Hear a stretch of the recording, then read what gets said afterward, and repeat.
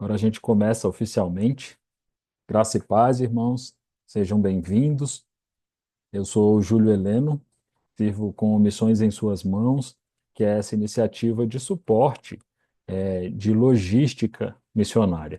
A gente sempre está ocupado pensando em como a gente pode servir, entendendo alguma questão missionária ou alguma coisa que a gente, que não está lá no campo missionário, a gente pode servir esses irmãos. Quando eu penso em transculturalidade, eu sempre lembro do Jeconias. Jeconias foi um dos primeiros missionários que eu conheci pessoalmente. Ele foi à minha igreja e ele trouxe uma mensagem muito parecida com o que a gente vai compartilhar hoje. Uma mensagem que é muito relevante e que recorrentemente eu tenho a necessidade de falar dela para alguma pessoa em alguma conversa que a gente tem. É interessante porque eu terminei o curso de teologia na FIT-REF, Faculdade Internacional de Teologia Reformada, um curso online que depois os irmãos podem me procurar se quiserem mais informações. E lá a gente tocou muitas vezes nesse assunto, nessa, nessa disponibilidade de como que a mensagem pode ser melhor recebida. A gente tem a melhor mensagem do mundo, irmãos. Só que a gente precisa entender como essa mensagem vai chegar na vida e no coração da pessoa que Deus quer alcançar. E é exatamente isso que a gente vai conversar essa noite. Como que vai ser a nossa conversa? Nossa conversa vai ser: o Jeconias trouxe para a gente uma apresentação para dar um norte mesmo para a conversa. E a partir das dúvidas dos irmãos, os irmãos podem anotar aqui no chat, podem colocar as questões aqui, e ele vai ter um momento que ele vai ver essas questões e vai responder. E a intenção é que, depois de uma primeira exposição que ele vai falar sobre o tema, a gente vai, a partir dessas perguntas, fazer uma conversa. A intenção é que a gente saia daqui entendendo a necessidade que a gente tem de fazer essa contextualização. Contextualização que é tão importante para que o evangelho tenha esse acesso ao coração. Então, essa contextualização é o que vai ganhar o coração de quem a gente está levando o amor de Deus. Para eu não me estender mais, Deus abençoe você, Jeconias. Muito obrigado pela disponibilidade de você aqui com a gente. Eu sempre disse para você que essa é uma conversa que vai ser muito especial para a gente. Talvez a gente toque em alguns assuntos que os irmãos já conhecem, que vai ser algum tipo de repetição, mas entenda como um reforço, uma confirmação de que é necessário pensar nesses aspectos no momento que a gente faz essa colocação da mensagem para quem Deus chamou a gente para servir. E se você não é missionário, então receba tudo isso que o Jeconias vai trazer aqui como uma instrução de como o missionário transcultural principalmente trabalha. Às vezes a gente olha para o missionário transcultural e a gente não tem ideia do que está passando na cabeça dele ou como é o processo que ele faz para entender como apresentar o evangelho para aquela pessoa que ele foi chamado. Então, você que não é missionário, a intenção de você estar aqui, o convite que foi feito para você estar aqui é isso, para quando você olhar para um missionário transcultural, você entenda dele, como que ele pensa, qual que é o estilo de trabalho, como que a cabeça dele está funcionando quando ele vai pregar o evangelho para aquelas pessoas. E eu não digo a transculturalidade só fora do Brasil. Dentro do Brasil, se a gente muda de cidade, a gente tem um tipo de transculturalidade. Se a gente muda de povo, outra transculturalidade. Então, tem irmãos aqui que trabalham no sertão, tem irmãos que trabalham com indígenas, tem irmãos que trabalham em algumas frentes de trabalho, e todos eles usam, de alguma forma, essa metodologia, esse jeito de pensar em contextualizar. Então é isso, Jeconias. Deus abençoe. Qualquer coisa pode me chamar que eu vou estar por aqui. E qualquer coisa também eu te chamo. Deus abençoe. Ok, então espero que os irmãos estejam me ouvindo aí. A gente Tudo está te ok? ouvindo, aham. Ah, E perfeito. a sua tela está naquela tela menor mesmo do PowerPoint. Talvez você Tá, então precise vamos. fechar e usar a opção lá de cima de screen. Ok, então já a gente chega lá. Bom, meus queridos, muito boa noite a todos. E para nós aqui é um motivo de alegria poder compartilhar um pouco daquilo que Deus tem nos ensinado, né? Ah, então, como Júlio Heleno disse, ah, nosso propósito aqui é poder compartilhar alguns pensamentos, também poder ouvir os irmãos depois. E E o que eu tenho para passar aqui, de fato, foi o que eu aprendi. Os irmãos vão ver que são coisas assim bem básicas mesmo, mas que são muito de grande relevância. Ah, quando nós pensamos na pregação do Evangelho de uma forma contextualizada. Eu trabalho hoje eu trabalho com o povo indígena Caiapó, lá no sul do Pará, na região de São Félix do Xingu. Nós já estamos no nosso terceiro ano ali, nós estamos, de fato, começando uma nova frente de trabalho, tendo que aprender língua, tendo que conhecer uma cultura e analisar uma cultura. E, e nós trabalhamos 7 anos com o povo Macuxi, em Roraima. Lá nós plantamos uma igreja em uma região e perto da Guiana. Então, nós também trabalhamos com o povo Baniwa, lá no Rio Içana, na região da Cabeça do Cachorro, né? Noroeste do Amazonas,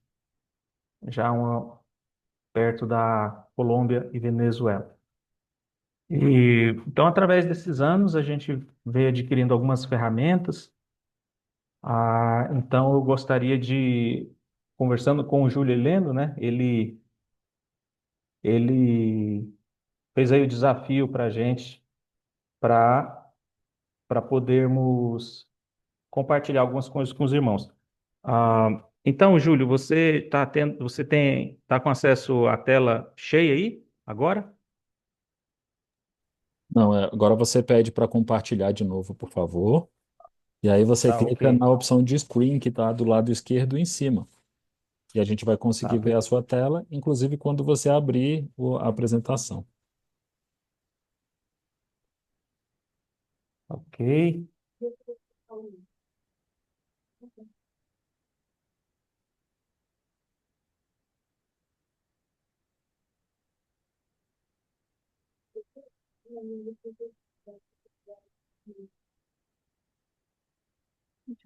Você pode clicar naquela setinha verde que tem embaixo, compartilhar.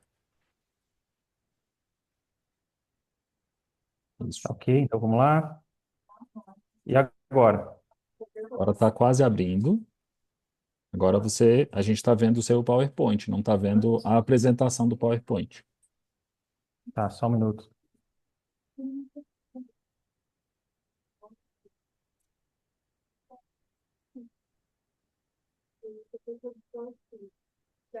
E agora? Ainda não. Talvez é porque lembra que a gente clicou lá no screen, que é aquele primeiro quadradinho que tem em cima. Talvez você está clicando Sim, no eu lembro, PowerPoint. mas eu tô clicando lá, mas não tá. Vamos lá. E agora? Ainda não. Agora sim, agora sim, agora sim. Já está aí. A pregação do Evangelho deve alcançar o coração. Muito bom, Ok. obrigado. Então tá ok, irmãos. Não é uma pregação, né? São apenas alguns slides aqui que eu gostaria de compartilhar com os irmãos. Eu queria que os irmãos pudessem pensar nesses princípios como uma ferramenta de trabalho, né? Quando se trata da mensagem pregada em uma outra cultura. Nós sabemos que um dos grandes desafios no campo é, além da questão geográfica, né, de ter que sair de um lugar e ir para o outro, nós vamos chegar em um campo que nós não conhecemos. Às vezes nós não conhecemos a língua, às vezes nós não conhecemos nada sobre aquele povo, e nós sabemos que é um campo transcultural porque estamos lidando com uma outra cultura, né? E muitas vezes eu tive já a oportunidade de conhecer alguns missionários, né, que chegando até o local, ah, eles encontram assim muitas dificuldades, né? Às vezes o missionário ele tá ensinando, ensinando, ensinando e ao mesmo tempo às vezes ele faz um cronograma, né? De que ele vai seguir um planejamento de lições e daí ele vai passando uma lição após a outra, uma lição após a outra e, e lá no coração dele, ele fala para si mesmo, assim, ele diz: esse povo não está me entendendo. Esse povo não está me entendendo. Alguns até vão falar assim: esse povo tem um coração muito duro, né? Porque eles não há mudança neles, e etc, e etc. E por que que isso acontece? Né? A gente entende que é necessário que o missionário ele possa compreender aquela cultura, não só dentro do ambiente etnográfico, ou seja, não só olhando o que está acontecendo lá e descrevendo, olha, eles fazem isso, eles fazem aquilo outro, né? Ó, eu já conheço bem a cultura, né? Porque eu já sei como é que é a dinâmica de vida e etc, etc. Mas às vezes a, ele não consegue explicar algumas outras coisas, né? Então, é sobre isso que eu gostaria de conversar, né? Sobre a questão da mensagem que está sendo pregada, alcançando o coração. Nós, eu coloquei esse texto aqui de Romanos 12:2, né, que diz: não se amoldem ao padrão deste mundo, mas transformem-se pela renovação da sua mente para que sejam capazes de experimentar e comprovar a boa, agradável e perfeita vontade de Deus. Então, a palavra-chave aqui é mente, né? A frase-chave aqui é renovação da mente.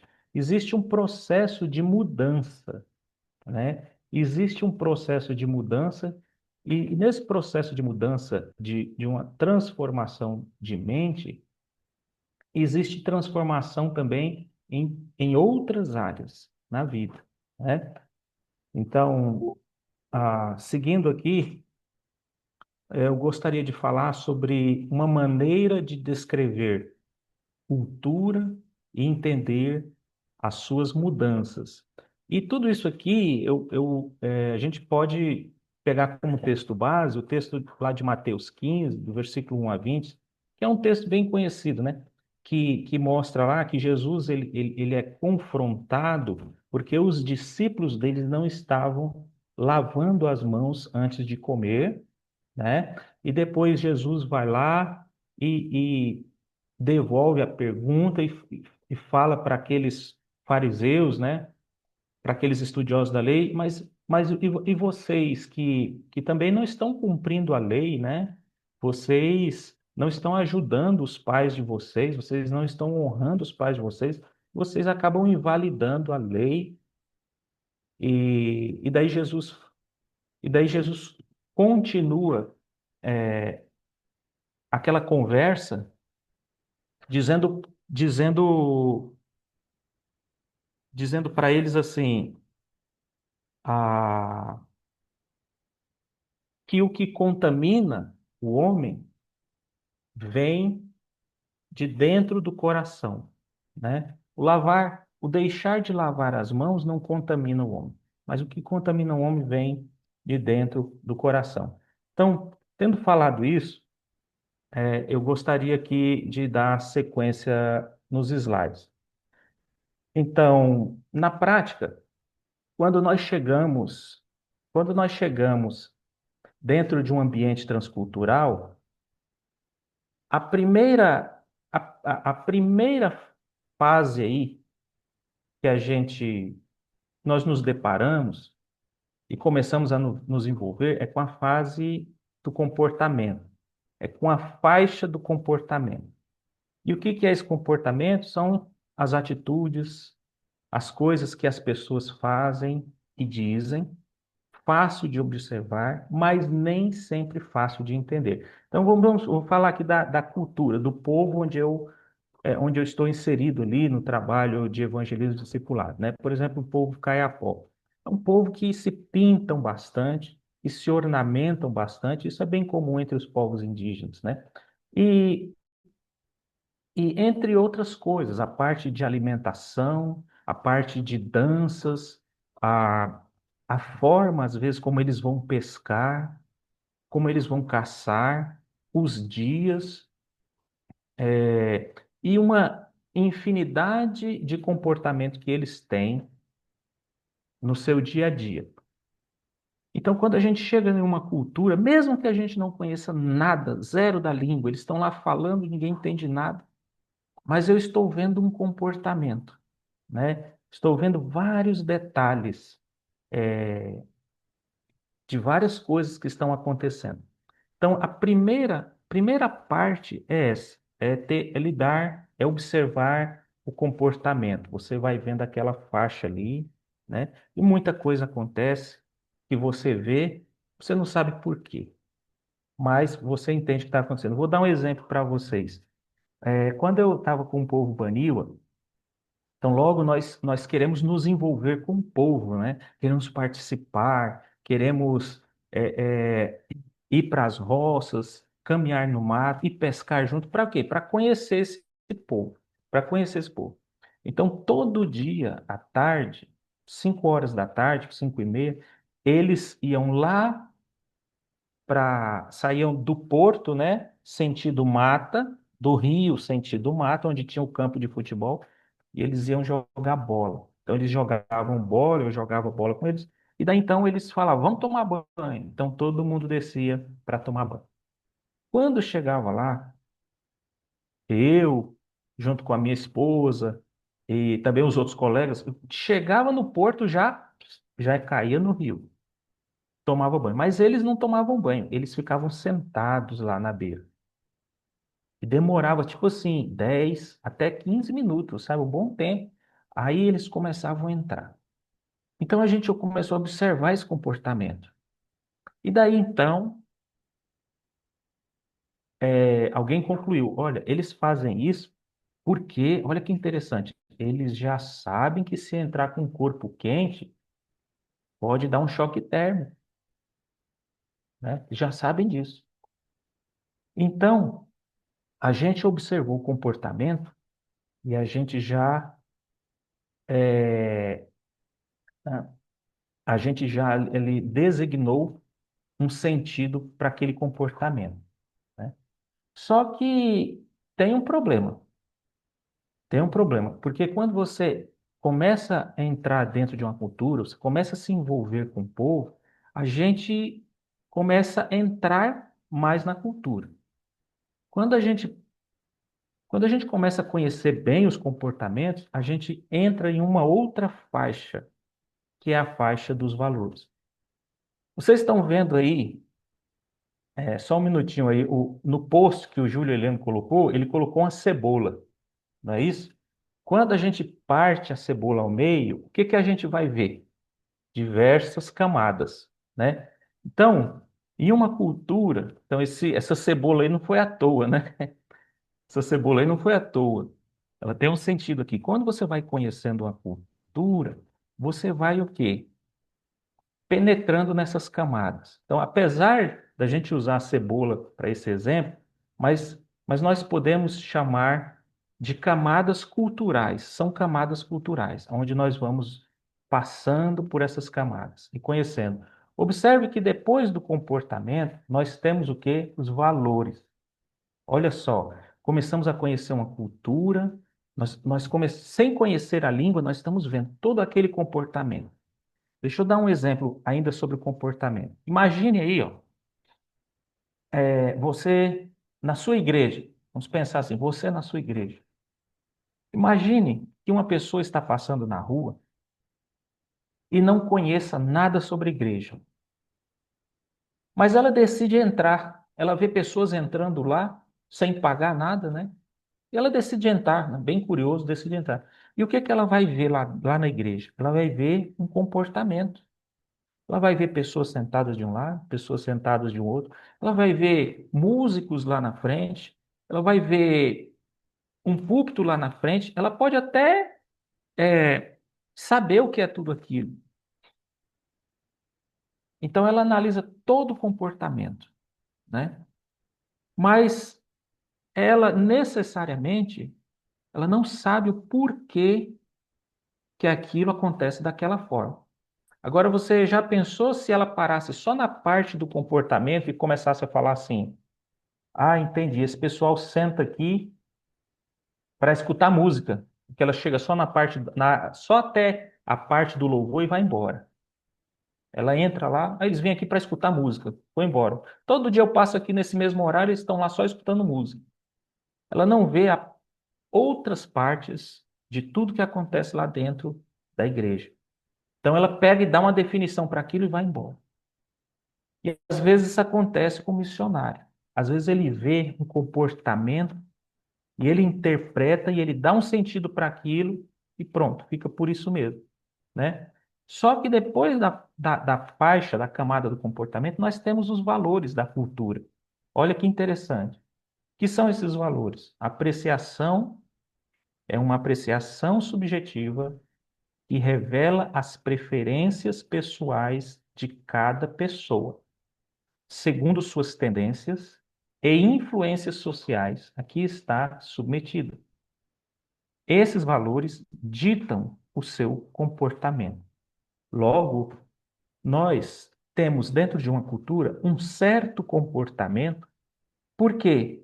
Porque eles valorizam algumas coisas ali. Eles têm valores ali. Não é só um comportamento, né?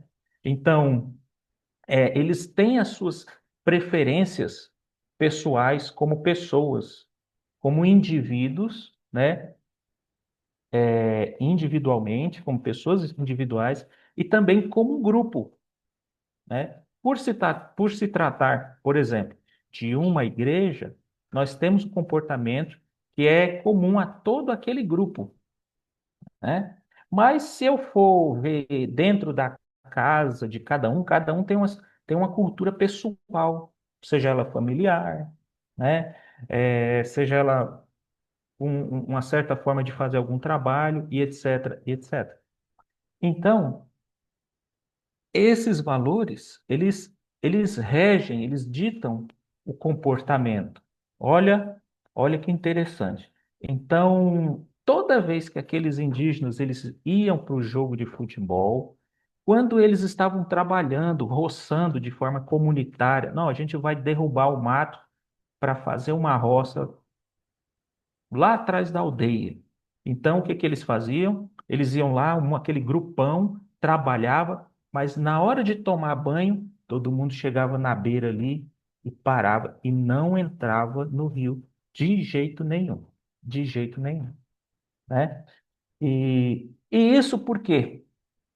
Isso por quê? Por que que esse comportamento era tão valorizado? Daí a gente entra então em mais uma camada. Nós começamos a conhecer essa cultura, né? Nós conhecemos muito do seu comportamento, dos seus valores, e agora nós entramos nas crenças. As crenças é tudo aquilo que um indivíduo ou uma sociedade detém como verdade.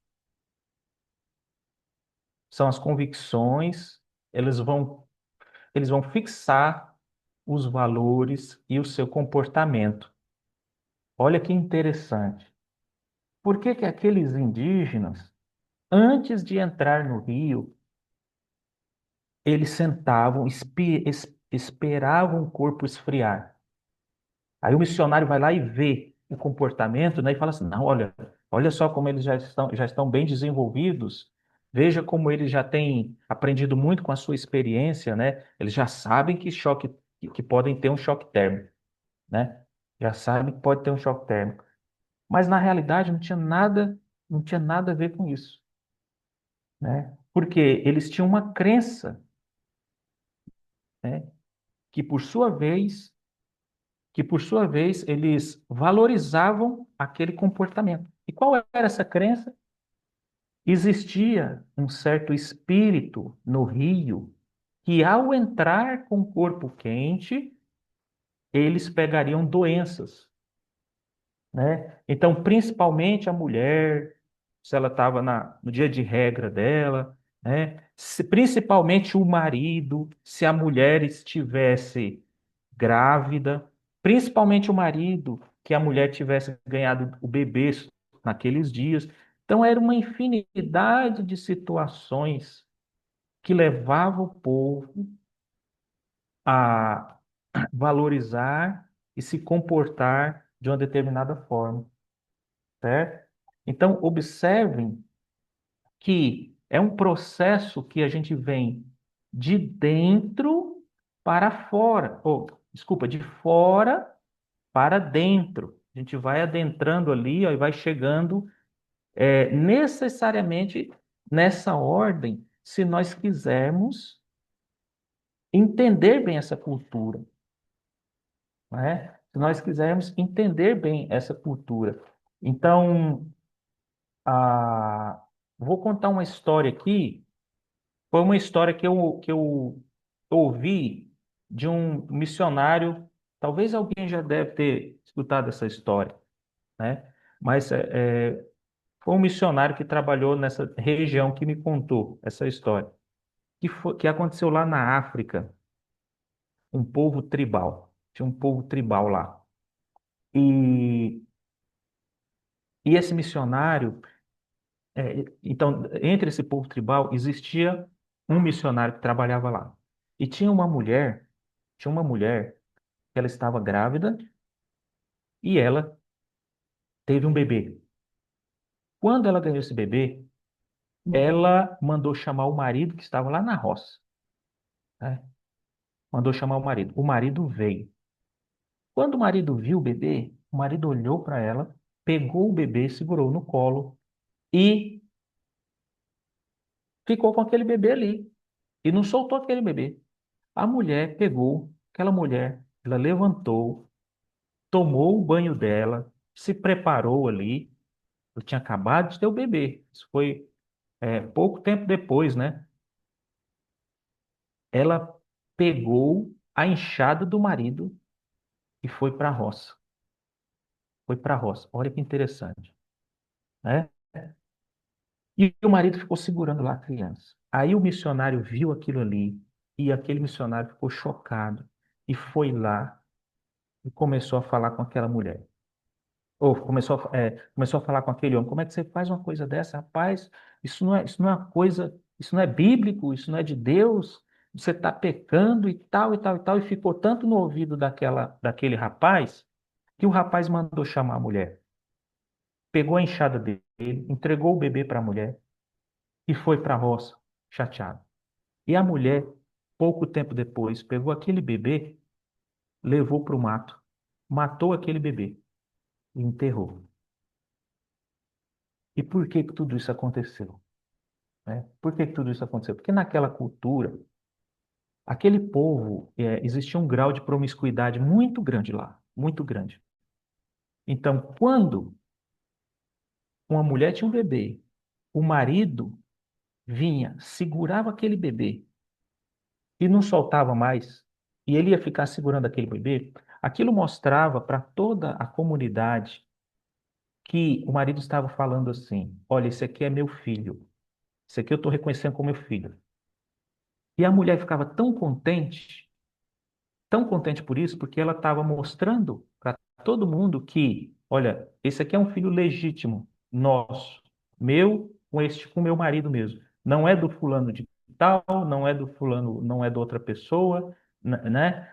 Não foi de um fruto aí de adultério e etc e tal, né? Ah, é, é nosso, é legítimo esse filho. E ela ficava tão feliz que ela pegava a enxada do homem e ia trabalhar no lugar dele para ele ficar com a criança, né? Mas aí, aquele missionário observa o comportamento,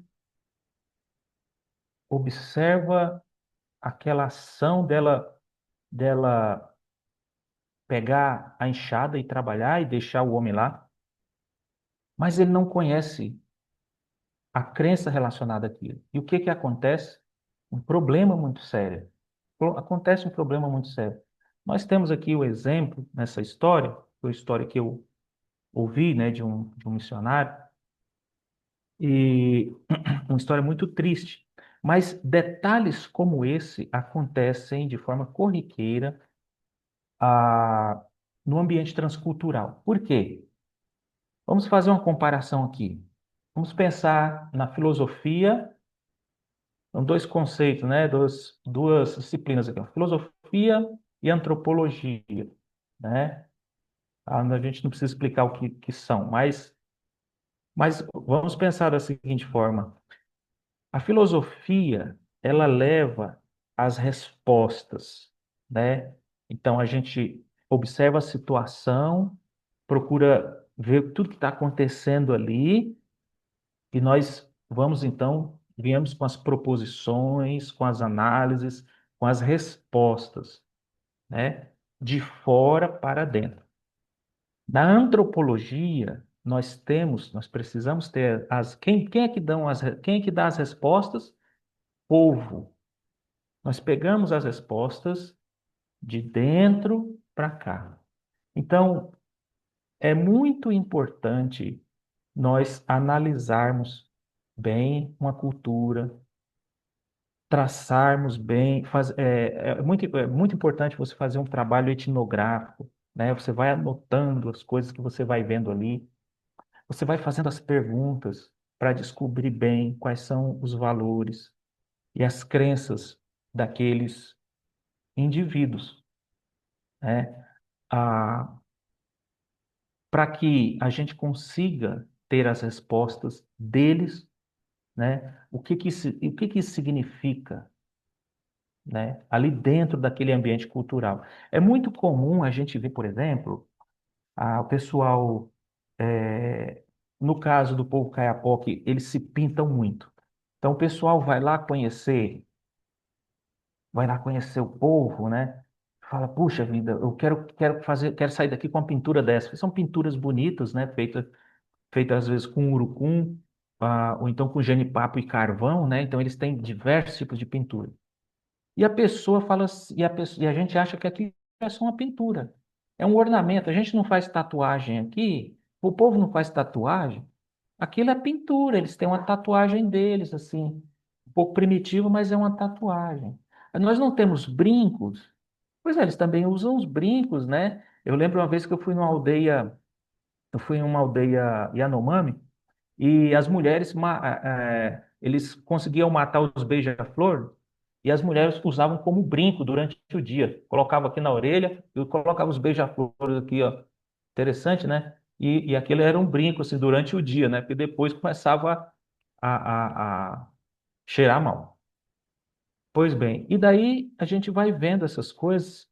Por quê? Porque a gente vê através de um óculos cultural e a gente vê uma aproximação daqueles elementos com o que a gente tem aqui e a gente leva a resposta, né? Mas a gente precisa entender que trata-se de uma outra cultura, trata-se de uma outra cultura. Então, as perguntas são, qual é o significado disso nesta cultura, certo? Por exemplo, eu vou dar um outro exemplo aqui para vocês. Um exemplo que aconteceu comigo. Eu sempre compartilho, né? Essa situação. Eu estava lá na aldeia, peguei a minha canoa e comecei a remar. Fui descendo o rio, entrei em um outro afluente que a gente chama lá na região de Igarapé, que é o que o pessoal chamaria aqui é, também de rio, né? Só que lá pelos rios de lá serem muito largos, né? Então, o que a gente chama aqui de rio, para eles é um rio bem pequeno, né? Então, eles chamam de garapé, ou também tem gente que chama de córrego, né? Pois bem, subindo ali aquele garapé, com a minha canoinha, remando lá, encontrei um indígena, Ele pediu para eu parar, ele estava cozinhando ali o peixe dele. Eu parei, ele falou, pastor, vem aqui comer, vem aqui comer comigo. Então, enquanto ele estava cozinhando o peixe, enquanto ele estava cozinhando o peixe dele, era estava começando o inverno, o rio um pouco cheio, então dá diversos tipos de peixes lá de couro, né? Uns assim, uns peixes assim com aparência horrível, que eu nunca nem tinha visto. Então eles pegam aqueles peixes, colocam dentro da panela, às vezes com sal, às vezes sem sal. Eles sempre têm um beiju seco, e daí então eles vão cozinhar aqueles peixes e vão comer ali com beiju e pimenta. Pois bem, eu estava lá, fui lá participar da refeição com eles. E então aquele tipo, esses tipos de peixe, eles soltavam muita espuma, sabe? Muita espuma. E enquanto estava dando aquela espuma, quase caindo da panela, e às vezes saindo da panela, ele falou assim para mim, pastor, ó, o senhor está vendo essa espuma aí do caldeirão? Pois bem, essa espuma aí, se ela cair no fogo, o Curupira, ele manda um raio na cabeça da gente. Ele vai mandar um raio na cabeça da gente. Olha que interessante. E enquanto ele falava isso, a espuma caía às vezes no fogo e não acontecia nada, né? Não acontecia nada. Mas aquilo era uma crença, aquilo era uma verdade para ele. Não é somente uma crença e uma verdade, né? É um alicerce, ele está plantado, ele está firmado. Aquilo é uma crença que traz a salvação para ele em alguma área da vida. Então, por exemplo, se ele quiser comer em paz ali, naquele local, ele precisa manipular bem aquilo que está acontecendo para poder dar certo para ele. Olha que interessante. E muitas dessas crenças, por exemplo, uma outra crença, uma vez a gente estava andando e tinha uma cobra bem no caminho e ela ficou esperando, né? Era uma cobra venenosa e o indígena, ele tinha uma arma. E daí eu sem saber, né, falei assim, ó, atira nela, né? Porque eles ficaram com muito medo daquela cobra. Atira nela. Aí eles falaram assim, não, jamais, não posso atirar com a minha arma. Mas por quê? Senão nunca mais eu acerto nada com ela. Nunca mais ela perde. Você pode estar assim a 1 metro do alvo que quando você atirar o tiro ele faz assim e vai para todo lado e não acerta. Você não pode atirar em cobra com arma de fogo.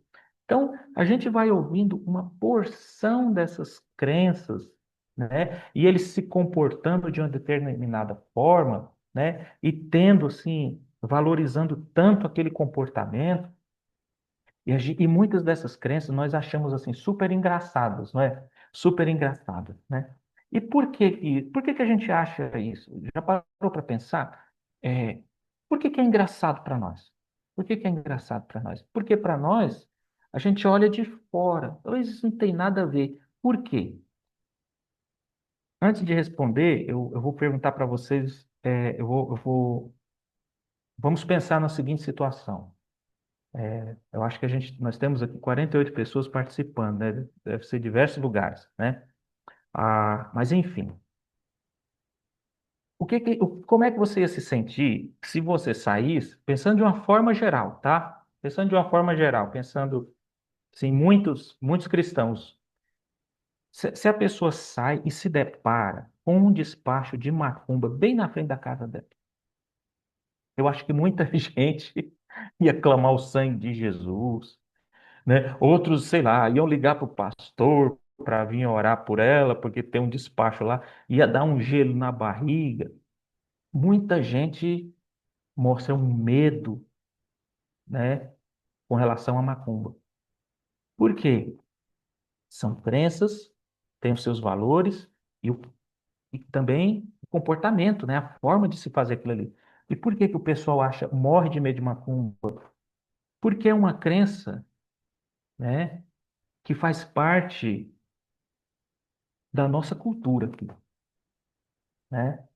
Agora, se um Baniwa viesse para sua casa e ele saísse de manhã bem cedo e tivesse um despacho de macumba na frente da sua casa, ele ia olhar para aquele despacho de macumba e ia falar assim: puxa vida, já deixaram o café da manhã aqui para nós.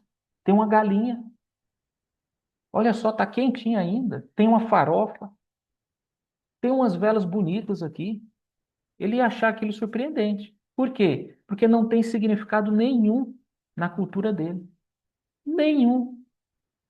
Então, eu tô contando isso para que a gente entenda o seguinte, que as crenças, elas, elas são vividas e valorizadas dentro do seu ambiente cultural.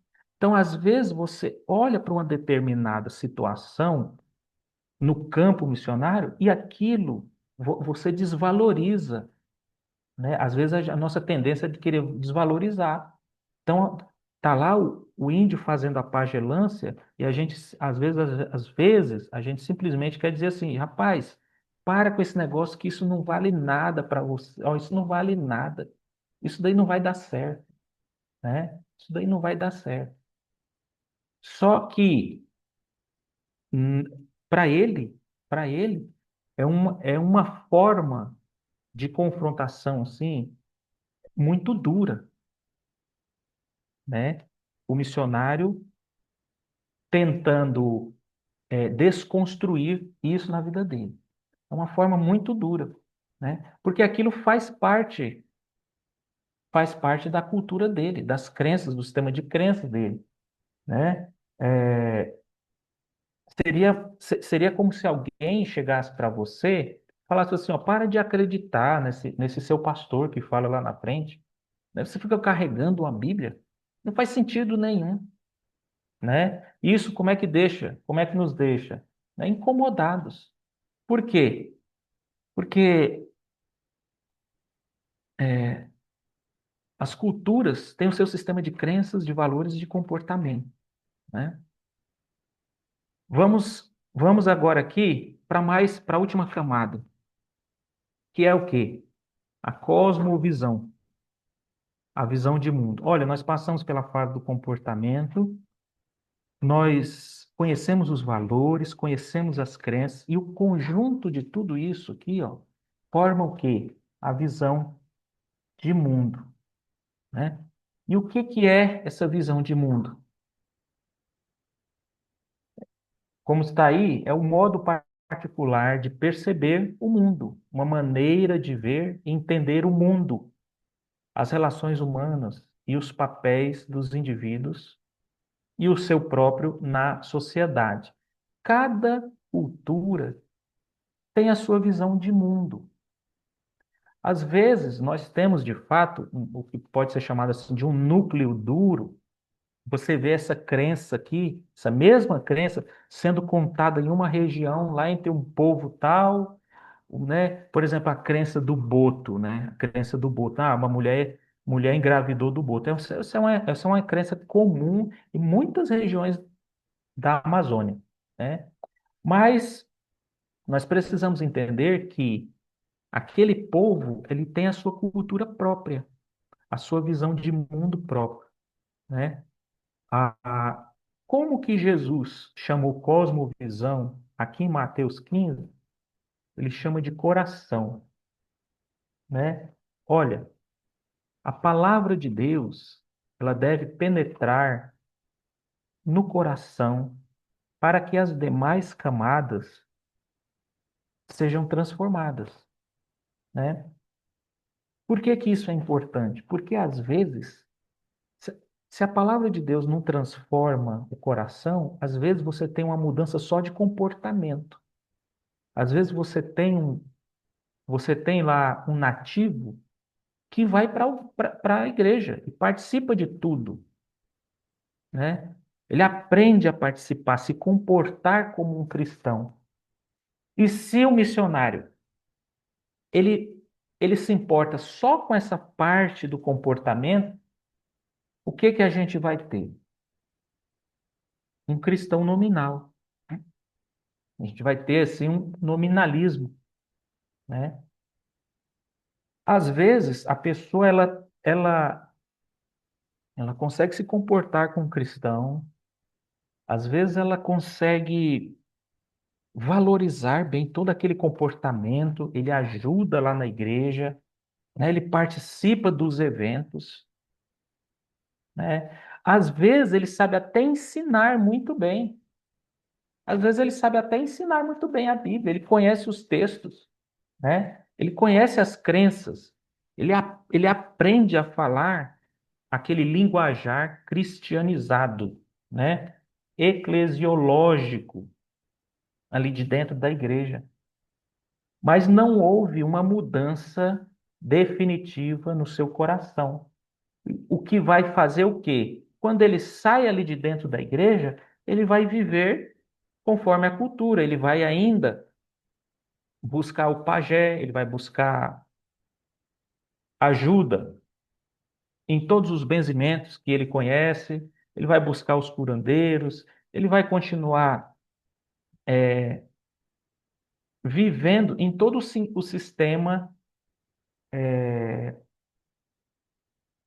em todo o sistema de crenças da cultura, né? Vai continuar sendo regido por todo o sistema mitológico e tudo mais.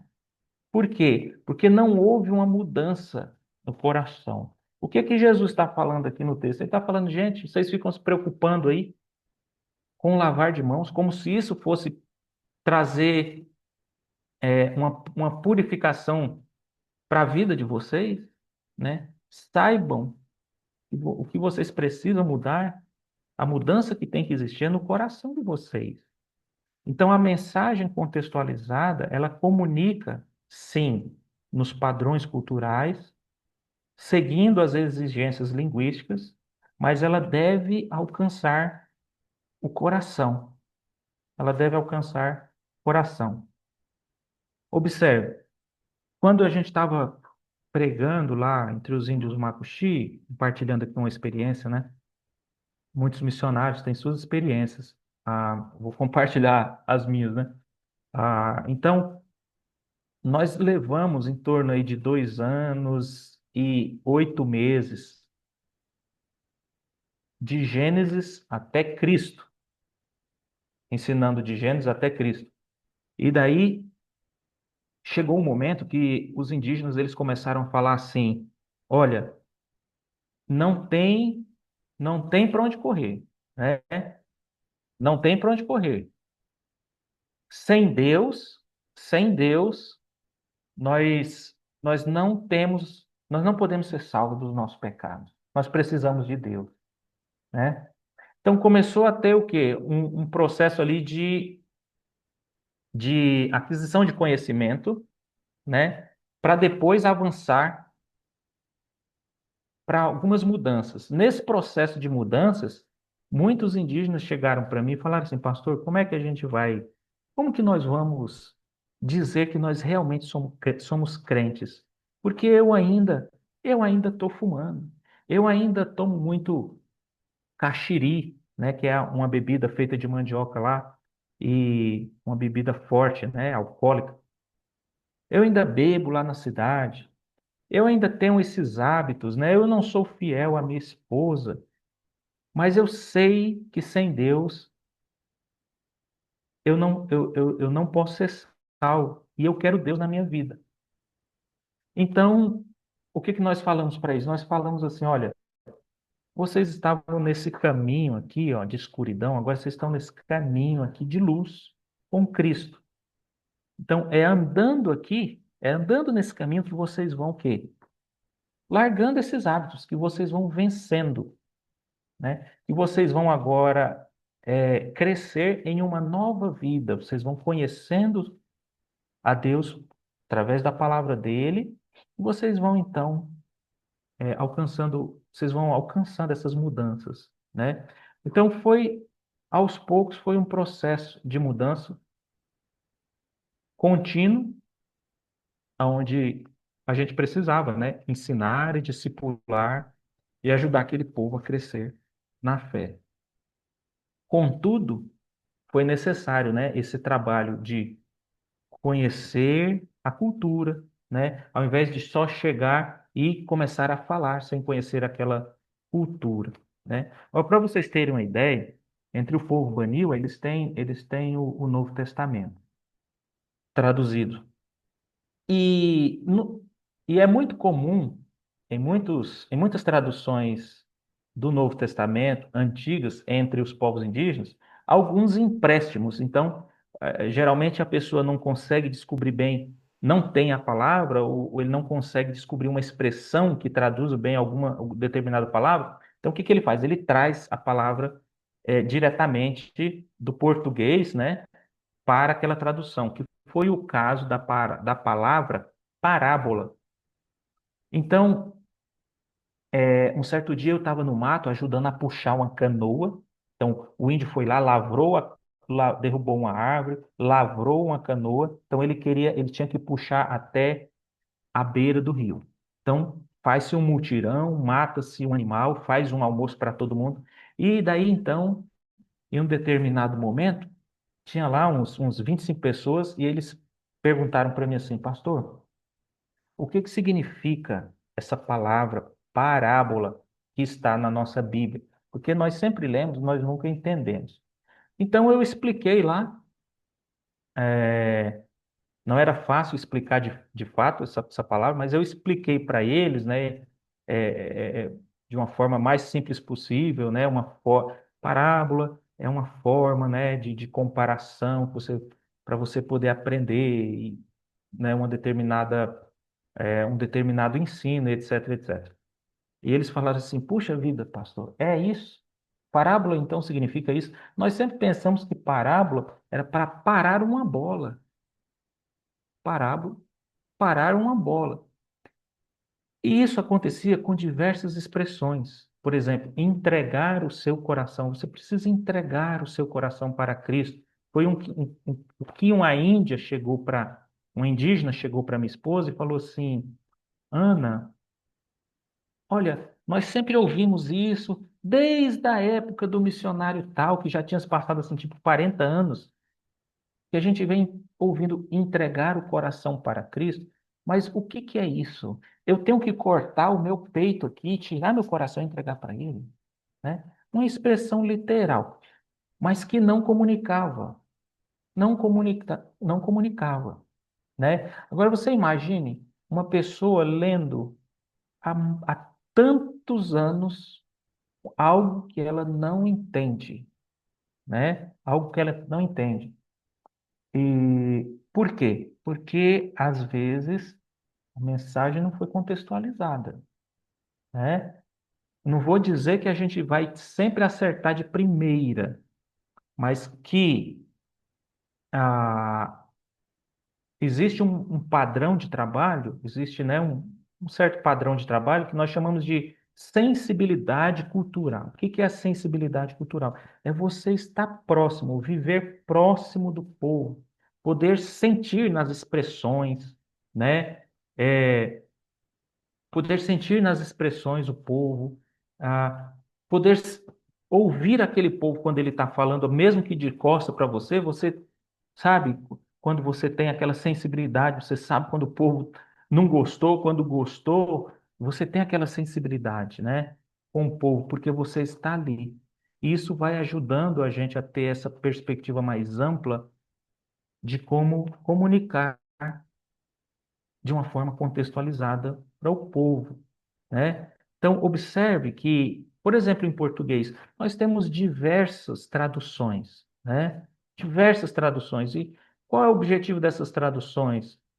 De poder comunicar melhor, né? Nós temos muitos fóruns, né, onde é ensinado diversos textos e diversas expressões e termos teológicos e etc, etc. Para quê? Para trazer luz, né, para estarmos mais próximo da verdade. E às vezes a gente olha lá para aquele povo, né? Não, ele já tem o Novo Testamento lá. Já tem um Novo Testamento lá, não precisa mais de nada, já foi alcançado, etc, etc, né? Mas quando na realidade nós ainda vamos encontrar muita coisa para ser feita ali, né? Então, é muito importante, meus queridos, nós conhecermos bem uma cultura. né? Não só a língua, mas conhecer uma cultura para ensinar nesses padrões que realmente vão comunicar o evangelho, a fim de que não cause nem nominalismo e nem sincretismo, né? O que é o sincretismo? O sincretismo é quando a gente pega elementos, podem, podem ser convicções, né? Podem ser algumas convicções, algumas ideias, podem ser algumas coisas da liturgia do culto, elementos físicos mesmo, de fora e traz para dentro. No caso aqui, nós estamos falando de igreja, então de fora da igreja, traz para dentro da igreja. Coisas que não são bíblicas, né? Então, por exemplo, eu conheci muitos indígenas que eles simplesmente criam que oração, conversar com Deus, né? Era um benzimento, né? Então, o pessoal entendia isso. Não, o que que é oração? É um benzimento. É um benzimento. Você ora para dar certo as coisas, né? Você ora por dar certo as coisas. Porque quem conhecia benzimento? Era só o pajé. Era só o pajé que conhecia benzimento. Agora, na igreja, todo mundo pode fazer seu benzimento. Todo mundo pode orar, né? Então, é um benzimento. Então, você tem o quê? Assim, ó, uma mistura ali de valores, né? Você tem uma mistura ali de valores e, às vezes, uma substituição de algo, da mesma coisa com uma roupa diferente. Uma roupa diferente. E, e por eles estarem fazendo aquilo, ou seja, por estar na faixa do comportamento, por eles estarem fazendo tudo tão parecido com o que é a igreja para mim eles são cristãos, né? Para mim eles são cristãos. Então, esse é um cuidado que a gente deve ter. É importante que a Bíblia alcance o coração para que as demais faixas sejam transformadas de fato, né? Para que haja verdade, né? Tanto nas crenças, passem a ser crenças verdadeiras, de fato. Quais que crenças são essas? Aquilo que Deus nos fala, os preceitos de Deus, né? Para que os nossos valores sejam bíblicos e o nosso comportamento, de fato, mostre alguém que foi alcançado e transformado e habitado pelo Espírito Santo de Deus, né? Hebreus diz que a palavra de Deus ela é viva, ela é eficaz, ela é cortante, né? Mais cortante do que qualquer espada de dois gumes, né? E penetra profundamente, sendo capaz de dividir alma e espírito juntas e medulas, e é apta para discernir os pensamentos e propósitos do coração. A palavra de Deus, ela gera transformação, né? Mas nós precisamos entender que todo esse processo ele precisa ser feito de uma forma inteligível, né? Não diz respeito ao missionário, né? Às vezes o missionário vai lá, o pregador vai lá e fala, poxa, eu preguei e foi uma bênção, né? Foi uma bênção. Ele sai de lá tão satisfeito, com uma satisfação pessoal tão grande, sabe? Mas às vezes tem pessoas que, que não entenderam, ou às vezes, no caso de um ambiente transcultural, às vezes aquela palavra não surgiu efeito. Eu acompanhei uma vez uma conferência missionária entre um povo indígena e o preletor veio de um país que falava uma língua e eu sei que até chegar na língua indígena foram três traduções. Foram três traduções, né? Até os indígenas receberem na sua própria língua. E o tema geral era devocional. Então, o preletor, vindo lá do outro país, ele começou a falar sobre devocional na segunda, terça. quarta, quinta, sexta-feira. Então eu assisti tudo, né? Então eu comecei a conversar com muitos indígenas, né? E os líderes, eles vieram até mim e falaram: Poxa, Pastor Jeconias, foi tão bom, era isso mesmo que a gente precisava. É, mas a única coisa que faltou para a gente foi entender o que que é devocional. Depois o senhor explica para a gente o que que é devocional, né? Então foi assim, tantas e tantas palavras, né, ditas, tudo correto, tudo correto, mas não foi capaz de alcançar o coração, né, porque não foi contextualizado, né? E quando a gente fala contextualizado, não são assim somente aqueles exemplos, vou trocar uma ovelha por uma paca, vou trocar o leão por uma onça, porque eles não conhecem leão. É bem mais do que isso, né? Vai bem além disso. É bem mais do que isso. Então, nós estamos falando, de fato, de um sistema, né, cultural, nós estamos falando de uma visão de mundo. Você pense em si mesmo, olha, e tudo que você conhece, né, tudo que você já ouviu falar dentro do seu ambiente cultural, e como a palavra de Deus pode se apresentar e perpassar todas essas barreiras, né? E, de fato, expor a verdade de uma forma clara. É algo muito grande, é algo muito grande. E assim são essas culturas. Observe aí o que Salomão escreveu em Provérbios 20, versículo 5. E esse é o nosso último slide.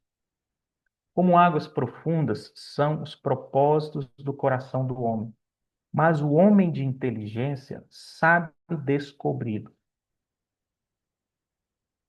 Nós dependemos inteiramente do Espírito Santo de Deus. Nós estamos ali no campo, desenvolvendo o nosso ministério nas nossas igrejas, pontos de pregação, dentro dos nossos familiares, onde quer que seja. E ali nós desenvolvemos um relacionamento com Deus. E Ele vai fazer a obra.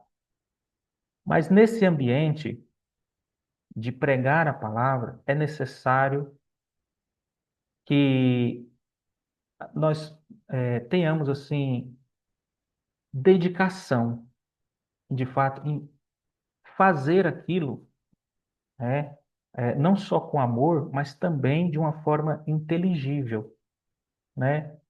Pessoas inteligentes sabem descobrir, né? O que que a Bíblia está mostrando para nós? É necessário a dedicação. Existe sim, e todo o nosso trabalho está fundamentado em uma espiritualidade, em santidade, mas existe uma parte técnica disso. Existe uma parte técnica, né? Existe a necessidade de você se preparar, de você adquirir ferramentas, né? Quando a gente vai aprender uma língua, mesmo no processo de imersão ali, tá ali dentro, eu preciso sentar em uma cadeira. Lá na minha casa, na aldeia, eu preciso ter um escritóriozinho para mim, onde eu vou sentar, vou ter uma mesinha ali, e vou colocar o meu caderno, meu computador, e vou escrever palavras, vou decorar palavras, vou começar a conhecer aquela língua, né? Eu vou começar a aprender a cultura, eu vou traçar um perfil cultural, vou procurar entender aquilo ali. E então existe também um processo que é bem técnico nisso, que que não está separado desse, desse trabalho espiritual, muito pelo contrário, né? Nós dependemos inteiramente para que Deus nos dê inteligência para poder descobrir, né?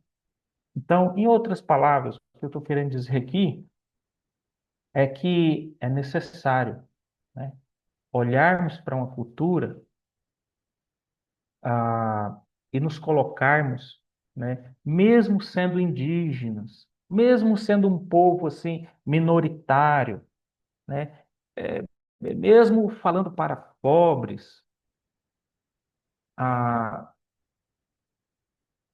um grupo mais marginalizado, é necessário que eu, como missionário, eu como evangelista, eu que estou indo lá levar a palavra de Deus, me coloque como aluno, né?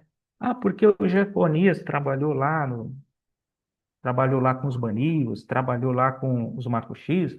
Então, Jeconias, você vai dar conta que você já trabalhou com isso, nós vamos te mandar lá para o Caiapó. Não, não é desse jeito. A gente chega lá, claro, eu tenho experiência já, porque de andar lá no mato, de tomar banho no rio, sabe, de fazer muitas coisas assim. Mas eu preciso chegar lá, eu como missionário, eu preciso chegar lá, preciso sentar e aprender, aprender, aprender, né?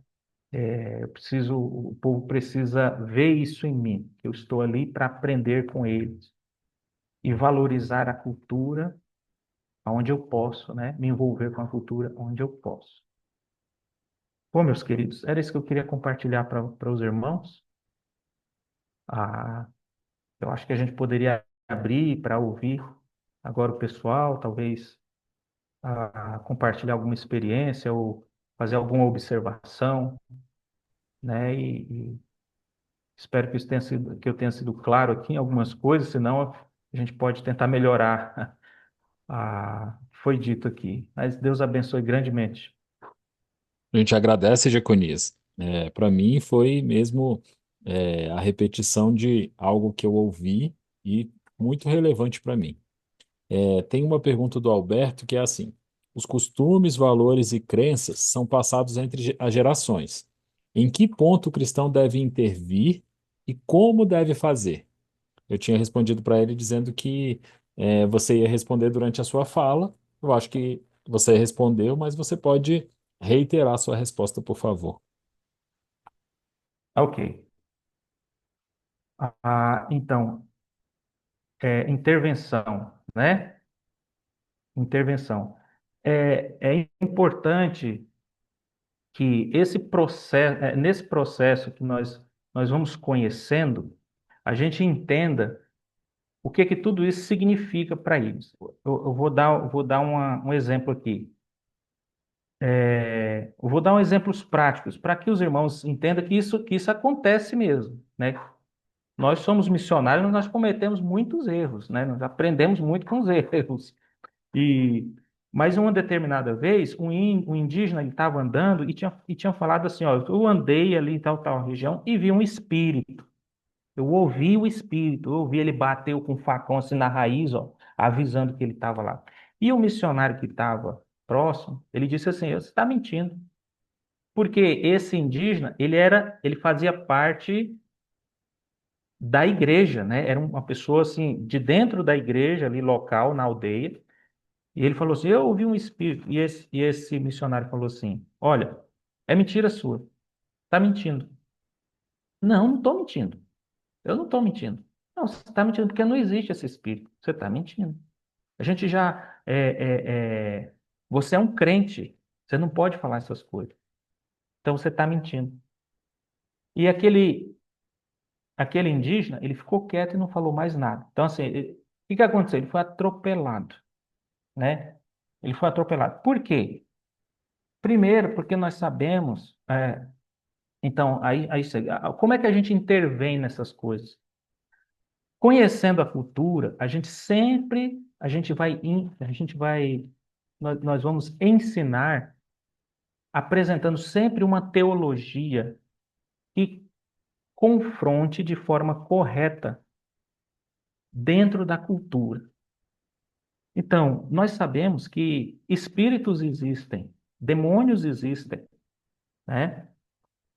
E nós sabemos que a teologia bíblica, né, a Bíblia nos diz, por exemplo, sendo bem pontual aqui, né, nessa área, é, que, que Satanás, o propósito de Satanás, por exemplo, é afastar o homem de Deus, né?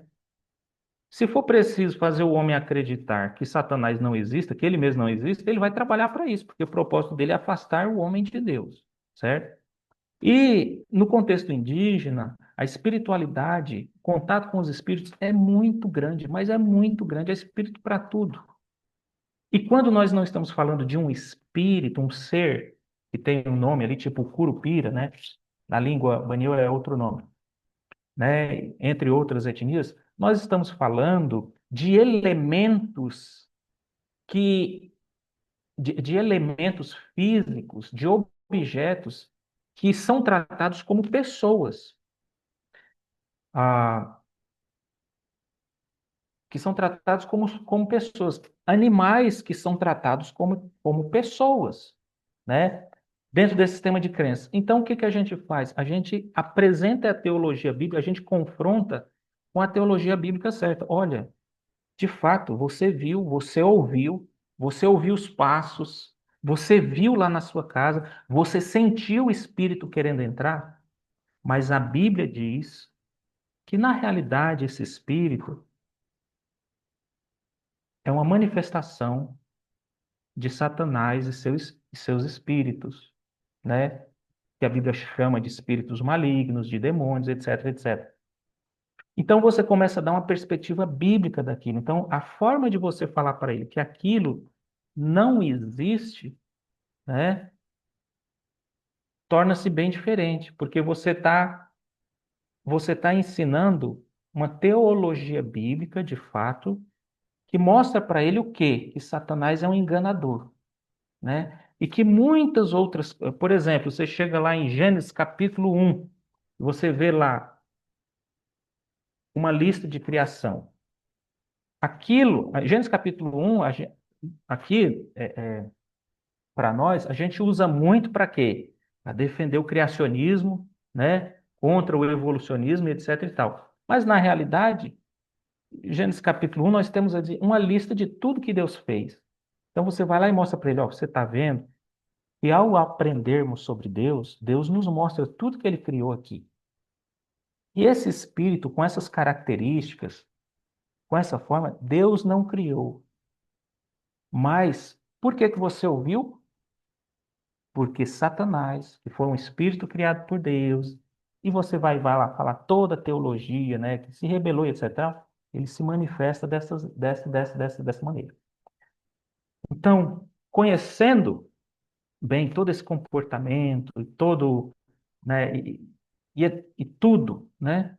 Ou seja, a gente vai a gente vai apresentando uma teologia bíblica que confronta a cultura, né? Não conforme os meus métodos, né? Tipo assim, falando, olha, se eu já tenho a minha crença aqui, que esse espírito não existe, eu não posso chegar para ele e falar assim, olha, não existe porque não existe. Porque a Bíblia fala que não existe, não existe, não existe, pronto, né? Não, eu vou mostrar uma teologia bíblica para que ele desenvolva o quê? Um pensamento teológico sobre aquilo, que é o que eles precisam, desenvolver um pensamento teológico. Então, a Bíblia, como nós cremos, nossa regra, né, de fé e prática em tudo que nós fazemos na vida, se desenvolve como? Através de um pensamento teológico. E é isso que o indígena ele precisa aprender, ele precisa olhar para a vida dele e falar assim: isso aqui agrada a Deus ou não? Isso aqui agrada a Deus ou não? Então, conhecendo a cultura e tudo isso, a gente vai se envolvendo e ensinando a, como nós vimos lá, seguindo as exigências culturais e linguísticas, né, do ambiente onde nós estamos. Será que eu respondi a pergunta? Acredito que sim, Jeconias. Obrigado pela resposta. O Alberto até já publicou aqui dizendo obrigado por. eh, Ele disse assim: muito obrigado por responder. Então, Alberto, a ideia é essa, né? Que a gente precisa entender de dentro para fora e de fora para dentro a cultura que a gente está trabalhando, as pessoas, no que elas acreditam, até a cosmovisão delas, para que aí a gente consiga entender biblicamente como deve ser essa intervenção. É, a gente tem uma outra pergunta, irmão Jeconias, que é: o ecumenismo favorece o sincretismo? Você falou de Ah, sincretismo, né? Aí a gente tem essa pergunta da nossa irmã Edilene. ok. Então, o ecumenismo. você tem vários tipos de ecumenismo, né? Você tem vários tipos de ecumenismo. Então, por exemplo, se você tem um encontro de líderes, né? Encontro ecumeno, né? Então, você tem vários tipos de ecumenismo. Então, eu entendo que quando ela fala de ecumenismo, eu estou entendendo aqui que é, assim, uma outra religião, Exatamente, né, várias religiões conversando, né? conversando. Então, com certeza, isso pode converger em sincretismo, né? Como é que a gente combate o sincretismo? Com, com a perspectiva bíblica. Ah, mas todas podem usar a Bíblia, né? Todas podem usar a Bíblia. De fato, todos podem usar a Bíblia. Mas no uso da Bíblia, no uso da Bíblia, quais são os parâmetros que cada um está usando para isso, né? Porque eu estou usando a Bíblia, mas eu não creio, por exemplo, eu não creio que a Bíblia é a palavra de Deus. Eu creio que a Bíblia é um livro histórico, entendeu? Não, eu estou usando a Bíblia, mas eu creio que a Bíblia tem muitos erros, né? Então, quais são os parâmetros, né?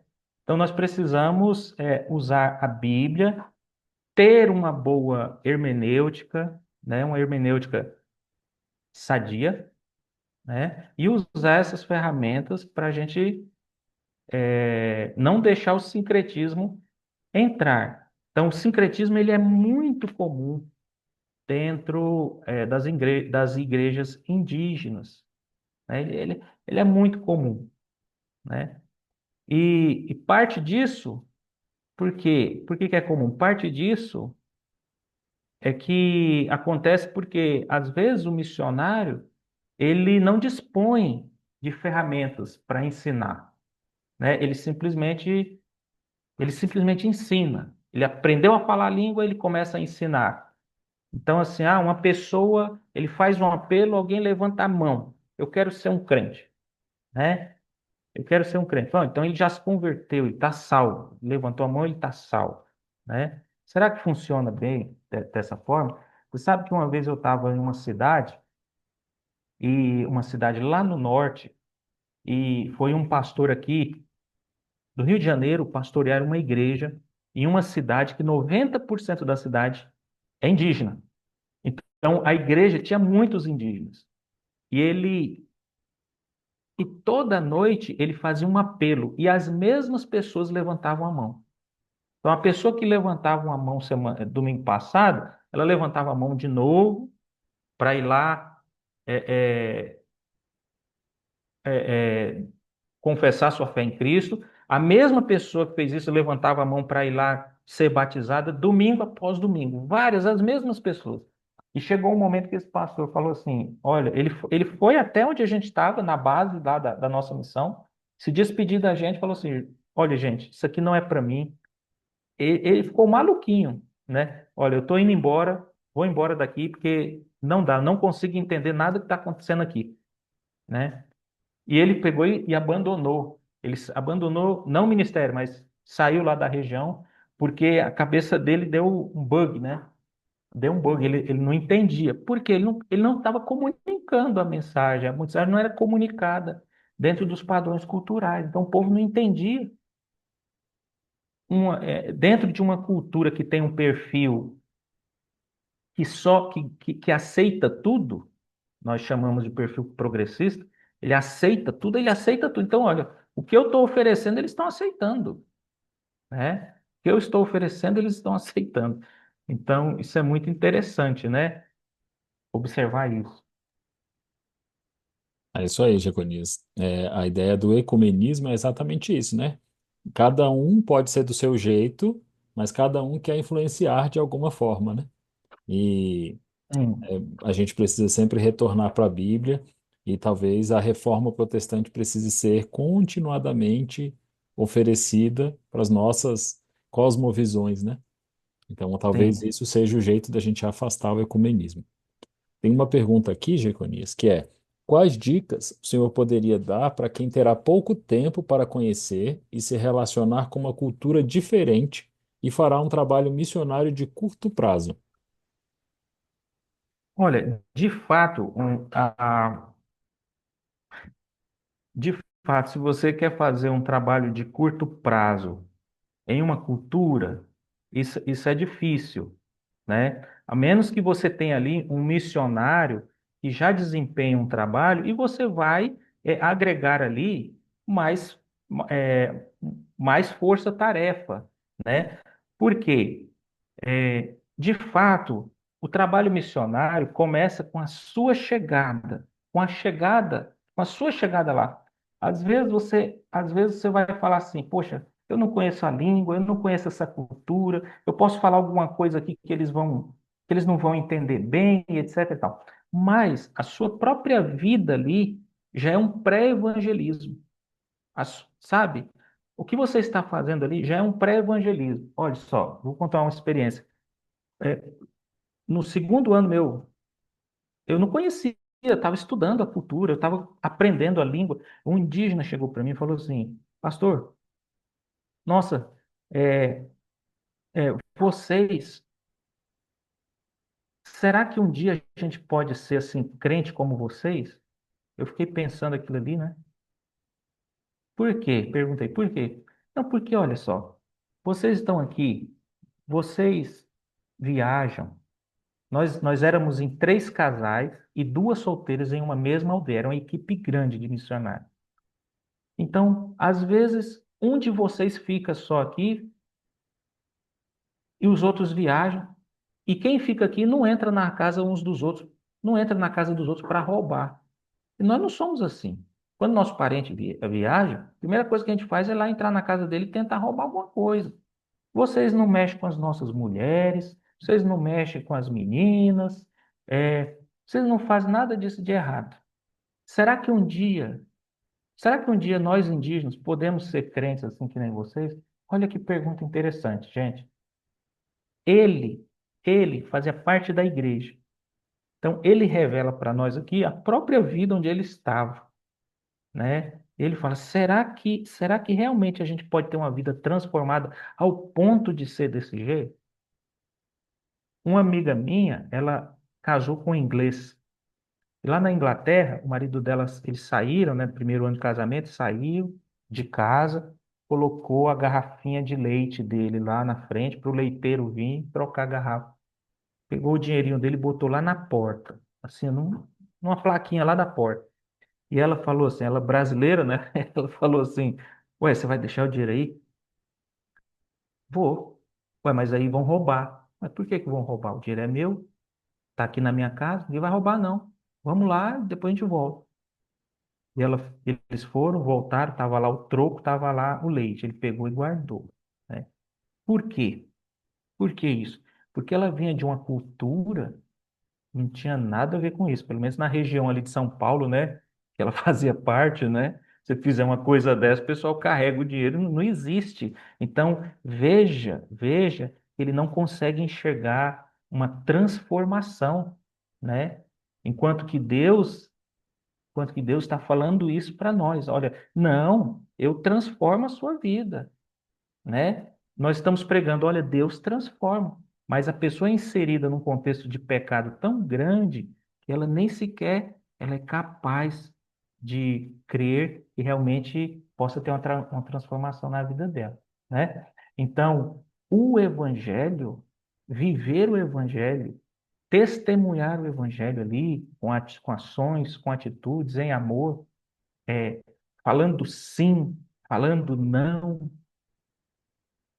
mostrando a justiça de Deus. Às vezes o missionário ele está no campo, ele quer ser bem quisto, ele quer ser assim, ele quer sentir aquele calor do povo, falando assim, nossa, puxa, quando você vai embora, a gente sente muita falta, né? E daí o que que ele faz? Ele cede, ele é muito paternalista, ele não coloca limites, né? E acaba sofrendo muito. Só que muitas das vezes causa problema. Por quê? Porque a gente não está ali demonstrando a justiça de Deus, né? Nós precisamos crer que de fato Deus ele honra a nossa vida de devoção, né? A nossa vida de santidade, mesmo quando eu falo não para uma pessoa. A pessoa vai sair chateada, ele vai sair chateado lá comigo e tal. Ontem eu era a melhor pessoa, hoje eu sou a pior pessoa porque eu não emprestei para ele um martelo, né? Mas eu não emprestei por alguns motivos, né? Por alguns motivos e etc. Mas a gente precisa crer que de fato é Deus que transforma. Então, de várias formas a gente consegue mostrar, né, esse evangelho maravilhoso. Agora, como ela perguntou, você quer fazer um trabalho eficaz de pregação, né? Você quer de fato dar uma série de lições num prazo de curto tempo, sem conhecer a cultura, aí fica difícil, né? Isso fica difícil, porque você está fadado a cometer vários erros ali. Exatamente, irmão. Quando eu li Trabalho Missionário de Curto Prazo, eu penso e preciso entender que já existe um trabalho lá acontecendo, porque trabalho missionário nunca é de curto prazo, né? Sempre é um pouco mais estendido. Então, quando eu vou auxiliar um trabalho já existente, aí o meu trabalho é de curto prazo, auxiliando um trabalho de mais longo prazo que já existe lá. Então, o meu conselho seria mesmo de ouvir, de observar, e como Jeconias disse, só de estar lá já é esse testemunho. O que que você veio fazer aqui, né? Você tinha tantas outras coisas para fazer, outros lugares para visitar, onde investir o seu tempo e o seu dinheiro, e você veio aqui. Isso já é um testemunho.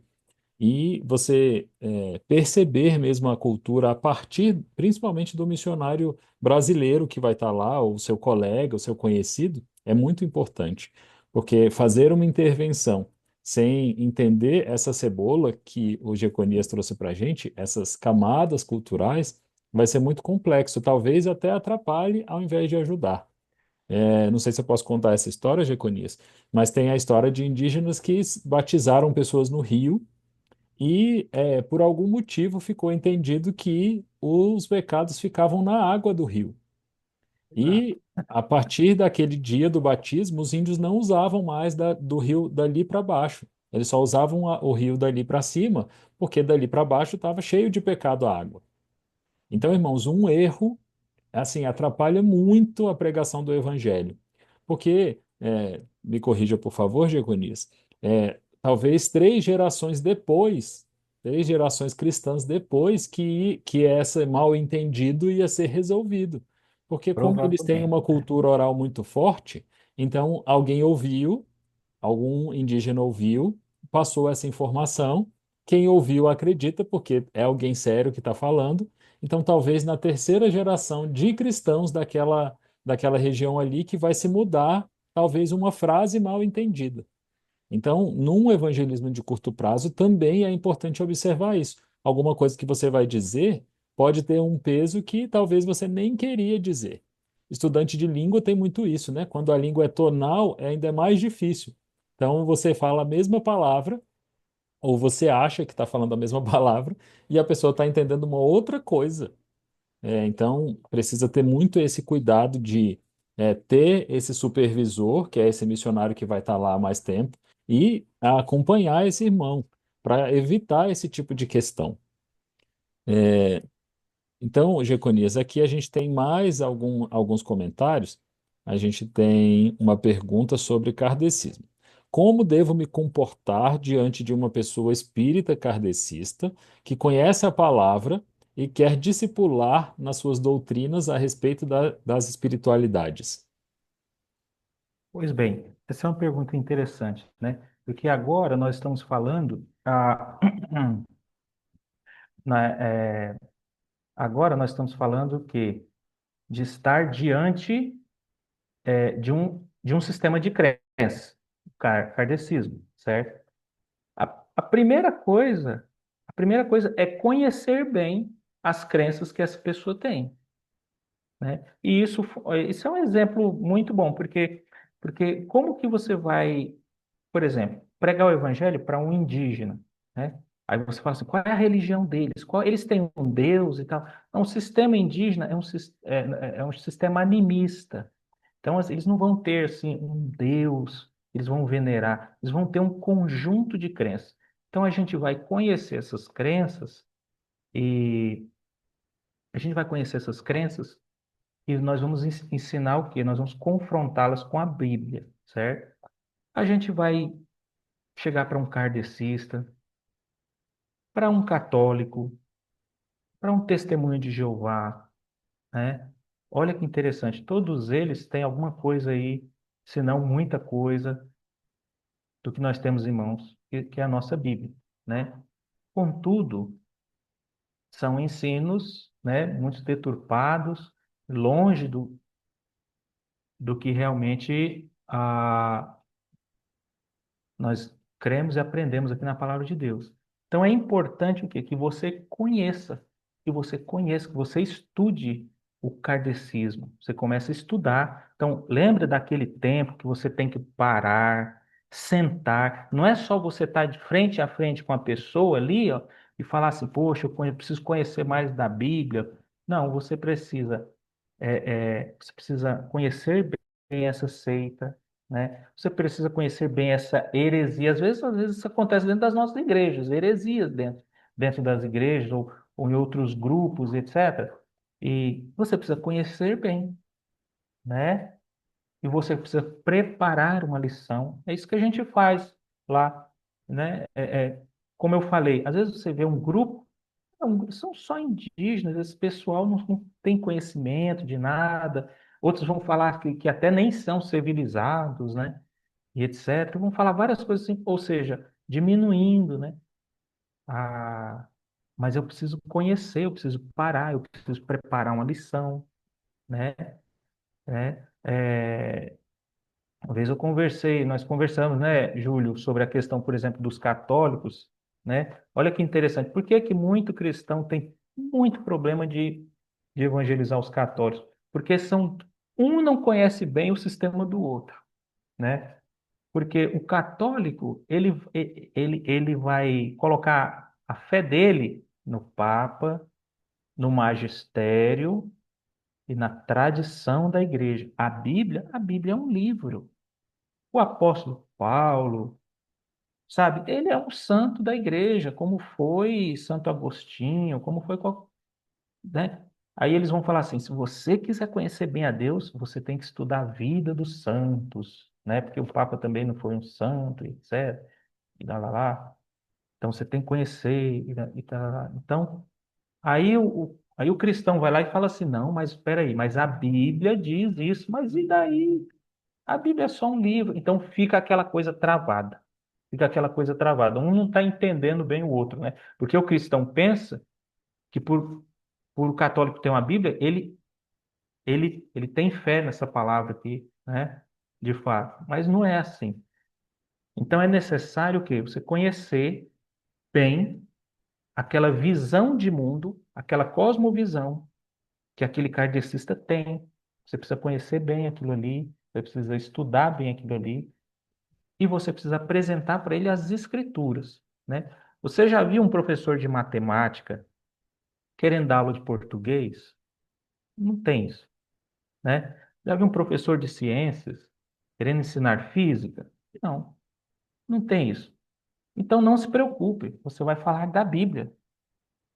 Então, olha, nós cristãos, nós cremos assim, assim, assim. Você não está lá para colocar ele em contradição. Você não está lá para mostrar para ele que ele está errado, que não sei o quê. Não, você está lá para pregar, para ensinar. Olha, você crê desse jeito, mas a Bíblia, nós não estamos falando da Bíblia, nós não estamos falando da nossa fé, né? Que a Bíblia nos ensina, que a palavra de Deus nos ensina. Ela fala isso, isso e isso, né? Essa daí é a nossa função, é pregar, né? E o apóstolo Paulo diz que o que depender da gente, que a gente faça de tudo mesmo, né? Que a gente sejamos bons oradores, né?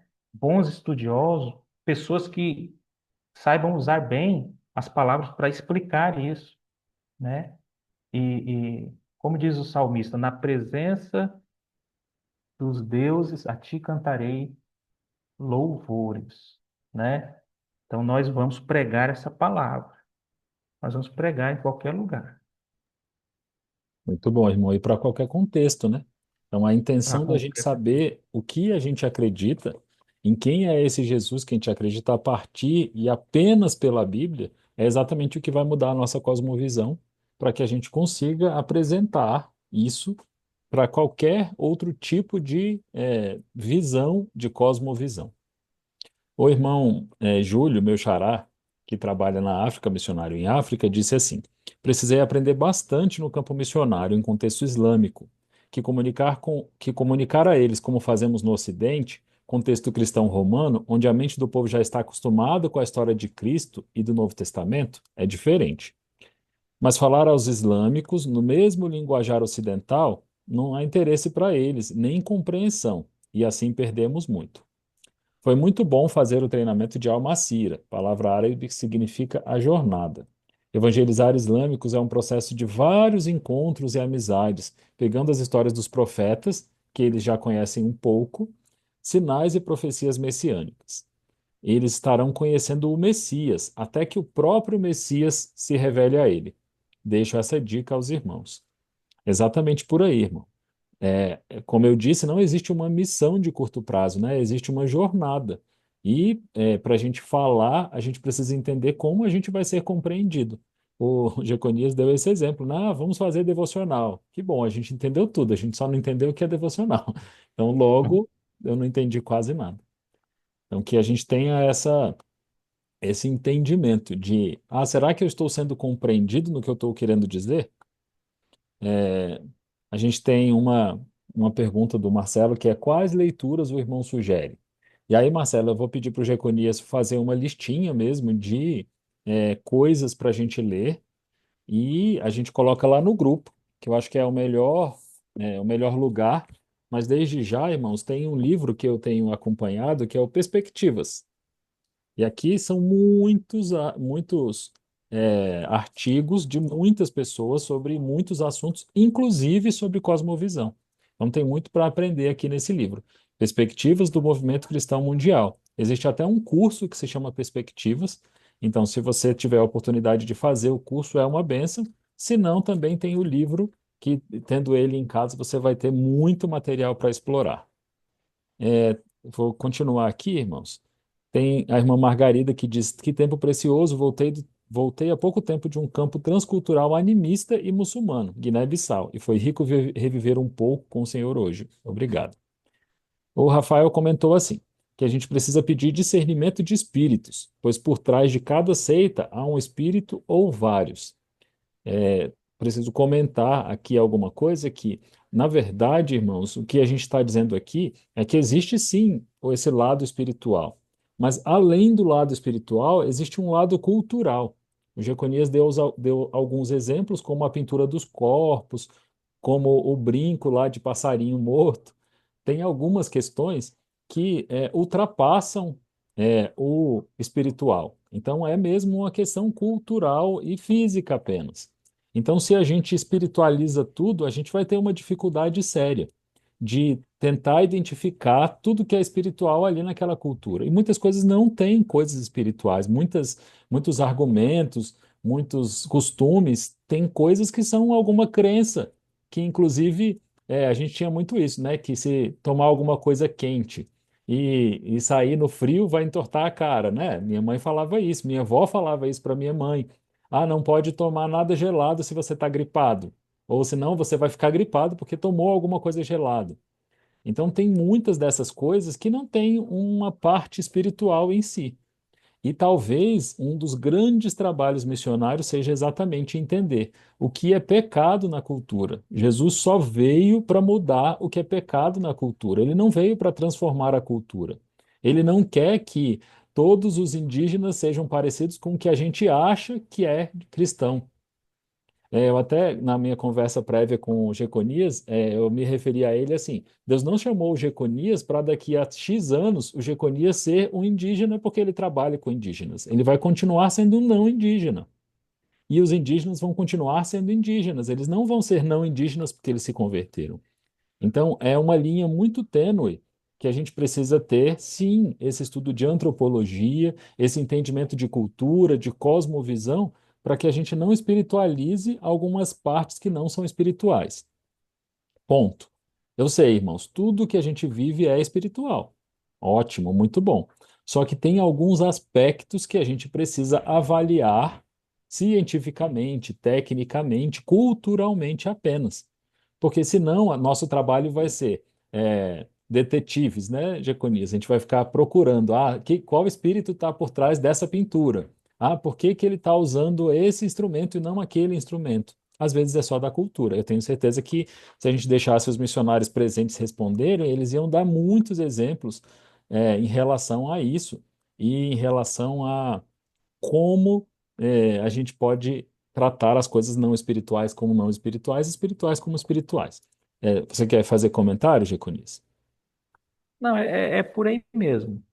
A, a gente precisa, o separar das coisas faz parte de um processo, né?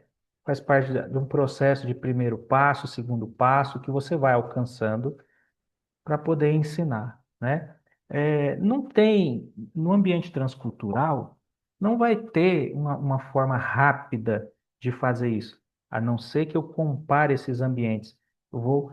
Eu ensinei lá no Macuxi. O Macuxi não tem mais língua, eles falam português. Logo, eu não tenho essa barreira. Logo, isso daí indica para a gente que no processo é, de enculturação deles, eles já não vivem mais aquela quantidade de mitos, né? Vivem bem menos. Eles já não contam muito desses mitos, mas eles vivem esses mitos, né? Eles vivem muitos desses mitos. Então, aí o que que vai acontecer? Vai encurtar o processo é, de trabalho, né? Vai encurtar. Mas isso não significa que os mesmos passos não deverão ser seguidos. Agora, quando você está falando assim, sei lá, vou trabalhar lá com Yanomami, com o povo Kayapó, numa aldeia onde ninguém fala português e tal, onde não tem crentes e coisas assim, então você vai demorar muito. Não tem como, você vai demorar muito. Observe que todos os missionários que trabalharam com povos indígenas, que plantaram uma igreja, que traduziram e passaram anos. Nenhum deles fez uma coisa assim em 10 anos, em 5 anos. Foram anos de trabalho, né? E ainda assim nós temos trabalhos que ainda nem estão concluídos. Então, observe que o que isso mostra para nós? Mostra a carência de obreiros de tempo integral, a falta de obreiros de tempo integral em muitos desses ministérios, né? Nós temos aqui lugar para todos, nós temos aqueles que nós recebemos para vir construir uma casa, nós temos aqueles que nós recebemos para ajudar numa escola que nós chamamos de escola bíblica de férias, né?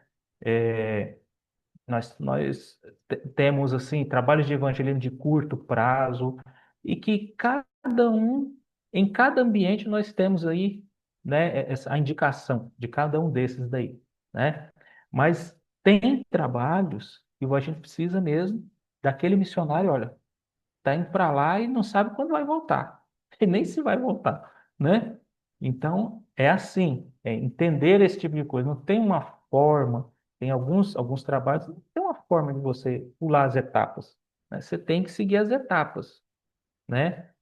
Ah, observe que Paulo, ele diz lá para os Gálatas, assim, Paulo, filhinhos, por quem de novo sinto as dores de parto, até que Cristo seja formado em vós. O que que ele está dizendo aí? Olha, eu já ensinei o evangelho para vocês, vocês estão mudando, e eu vou voltar de novo e vou continuar. Ele está fazendo o mesmo trabalho de novo, pregando de novo. Porque em algum momento, aqueles crentes ali, ó, eles se desviaram, foram para outro canto. E ele estava disposto a passar por tudo, por todas as privações, por todas as prisões, o que fosse, né? Açoites, o que fosse. Ele estava de novo ali mostrando que estava ali é, é, interessado, passar tudo de novo que ele passou já uma vez, passar pela segunda vez, contanto que Cristo fosse formado neles. E o trabalho missionário é assim, né? O trabalho missionário é assim. Obrigado, Diaconias. Vamos lá, irmãos, para a última pergunta, porque 22 horas, nessa mesma sala de reunião aqui do Zoom, a gente tem esse orando todos os dias. Eu até mudei o meu fundo aí para lembrar os irmãos disso, para convidar cada um de vocês a continuar com a gente. A gente vai orar por mais meia hora e hoje a gente vai orar pelos esposos, pelas nossas esposas. Quem não tem esposo vai orar pelo seu próprio coração. E a gente vai caminhando junto todos os dias. A gente ora aqui nessa sala de reunião, de 22 horas às 22h30, horário de Brasília. Vamos para a última pergunta e os irmãos podem continuar aqui com a gente. O irmão Saulo diz assim: Vou estar no meio do ano com um povo indígena, consigo me comunicar com eles em espanhol. Que tipo de perguntas mais interessantes é, pode fazer para ajudar na compreensão se eles estão entendendo o Evangelho? Lá já tem igreja e seminário bíblico implantado, tem Novo Testamento e Antigo Testamento em processo. Então, que perguntas eles podem usar para compreender se estão sendo entendidos? E aí eu penso que a resposta vai valer mais do que só para esse povo indígena específico. Talvez valha para qualquer trabalho missionário que a gente deseje fazer, mesmo que seja com os nossos vizinhos. Essa aí é uma pergunta bem interessante, né? Porque, novamente, a, às vezes nós temos perfis é, de ouvintes em uma determinada cultura, né? Às vezes nós temos, por exemplo, vou dar um exemplo aqui para vocês. Eu já fui em aldeias que o povo falava assim, olha, nós orávamos muito tempo por um missionário aqui, muito, muito tempo. Isso é tão bonito. Nossa, isso enche o nosso coração. Mas por quê? Porque eles viam o missionário como um poder econômico, né? Parece irônico, né? Mas o quê? Então, aí às vezes, gente, eu estou falando de uma coisa que é comum. Isso é comum, né? Isso não é, né? Não é uma coisa incomum, não. Isso é bem comum. Então, eles aprendem, às vezes, a falar todas as respostas que nós queremos, né? Então, eu, particularmente, eu não uso muito esse método assim. Por exemplo, eu estou hoje em uma aldeia que já tem crentes, tem uma igreja lá, tem crentes. Só que eu ainda estou aprendendo a língua, eu ainda estou aprendendo a cultura. Então, o que que eu observo nesse ambiente? Não é somente o tanto que eles conhecem, mas é o como eles estão ainda inseridos na cultura tradicional. É isso que eu observo, né? Porque pense bem comigo. Está aqui nosso irmão Júlio Heleno, que nós conhecemos, né? Imagine lá, conheço o Júlio Heleno, ele tem o trabalho dele aqui, tal, tal, tal, tal. Mas aí quando ele sai da igreja dele, eu encontro o Júlio Heleno, sei lá numa balada, né? Ou eu até encontro o Júlio Heleno indo em um centro de macumba para receber um passe.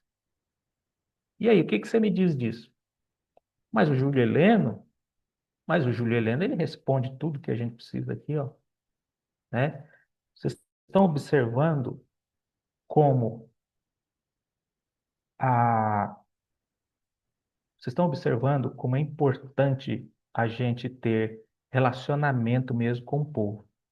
Então, você está ali, ó, e você começa a fazer algumas perguntas. Uma pergunta chave aqui, ó. Não é perguntar na cultura, tipo assim, ó, o que que significa isso? Por que que tem isso? Por que que é aquilo? Não é essa pergunta que a gente faz. A pergunta é: isto tem história? Entre o povo animista, essa é uma pergunta chave. Isto tem história? Você vai lá e pergunta para ele assim: esse colar aqui, ó, que você está usando, isso tem história? Uma flauta que ele toca, ele só toca essa flauta assim, ó, só mesmo no dia do índio, lá da escola indígena, tal, ele só toca aquela flauta lá. Você não vai ver mais, uma vez por ano. Mas aí você chega lá e fala assim: isso tem história? Aí ele vai falar assim: tem. Essa flauta aqui, quando ele veio lá de cima, E ele começa a contar uma história como se a flauta fosse uma pessoa. Então você começa o quê? A perguntar, a você começa a perguntar para ele e ele começa a falar da própria cultura dele. Aí você pergunta: "Isso é importante?